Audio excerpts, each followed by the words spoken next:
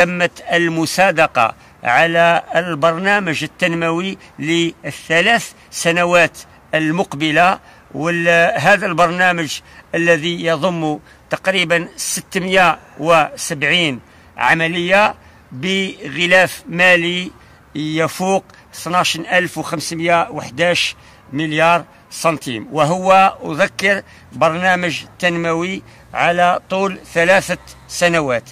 كما تمت المصادقة أيضا على 300 عملية لاختيار الأراضي الموجهة لهذه المشاريع التنموية، وعملية اختيار الأراضي والتركيز عليها هدفه بالخصوص الانتهاء من معضلة وجود العقار بولاية غليزان. فلقد تمت عملية اختيار الأراضي وتم التوقيع على أكثر من 300 محضر اختيار الأرض، وصولا إلى 300 قرار تخصيص، مما يسمح بحماية وحفظ الحافظة العقارية بالولاية، إذانا بالانطلاق الفعلي في هذه المشاريع في الأيام القليلة القادمة.